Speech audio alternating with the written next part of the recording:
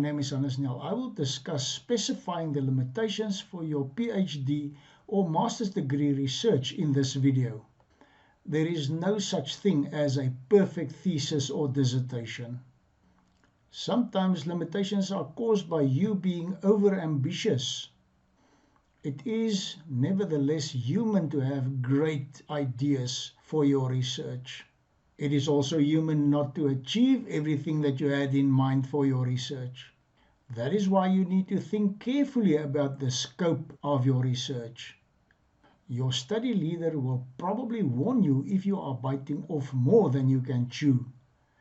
Do not confuse delimitation of your research with limitation. Delimitation would be setting boundaries for the scope of your research. The limitations of your research are those characteristics of design or methodology that inhibit the validity, applicability, objectivity, generalizability, or interpretation of the results of your research. Examples of limitations can be lack of access to sources that you hope to consult, lack of cooperation from participants in your research, time constraints, legislation, lack of access to research instruments, etc. There are certain mistakes that you should not make in your research and that you should therefore also not list as limitations. Examples include not being motivated to work, wasting time unnecessarily, dishonesty, plagiarism, shoddy work, and so on. Limitations are mostly imposed from the outside. Flaws in your thesis or dissertation that can be attributed to you will probably not be accepted as limitations by your study leader. They are mostly things that you could or should have foreseen, and you should have done contingency planning to avoid them from happening. The fact that you acknowledge the limitations of your research does not make them right, and you will seldom get away with acknowledging limitations that you knew about before you started with your research.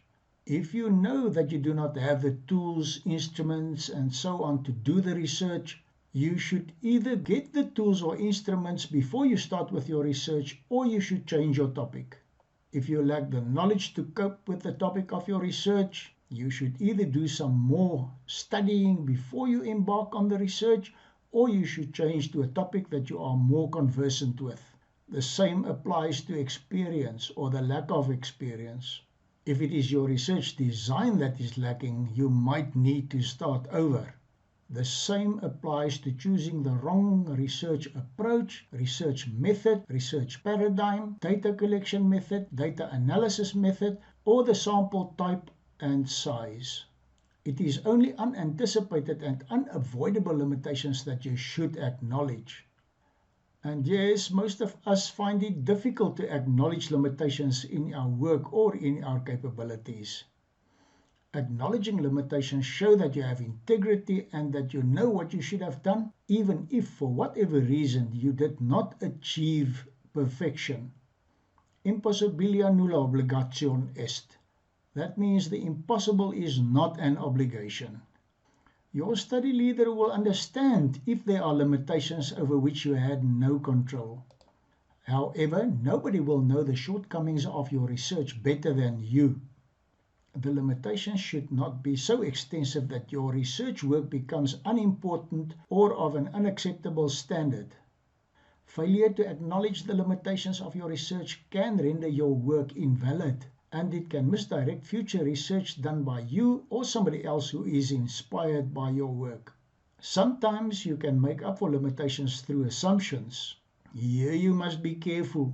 Your assumptions need to be logical and based on an acceptable rationale. For example, similar phenomena or events that can be substantiated or that stood the test of time. Most universities will require of you to acknowledge your limitations in the last chapter of your thesis or dissertation. This makes sense because you cannot foresee most of the limitations before you have done the research. You should preferably acknowledge and discuss your limitations before you discuss your findings.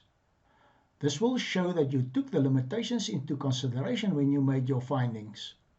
It is a good idea to write the limitations down as you encounter them. You can always delete some of the limitations if you find a solution to the problem later. Most study leaders will not accept too many limitations. In summary, the limitations of your research are the flaws in the design or methodology that can damage the quality of your research. Limitations are mostly caused by external factors over which you have no or little control. Internal factors are mostly signs of poor preparation or research and therefore not acceptable. Acknowledging the limitations of your research is a mature and responsible thing to do. It will not improve the quality of your work, but it will help to render your work trustworthy, valid, and authentic. Acknowledging limitations does not free you from having to submit quality work. Although you will probably acknowledge the limitations of your thesis or dissertation in the last chapter, you should write the limitations down while you are doing your research and immediately when you come across them. In closing, enjoy your studies. Always keep in mind that ethics is a critical requirement for academic research. Thank you.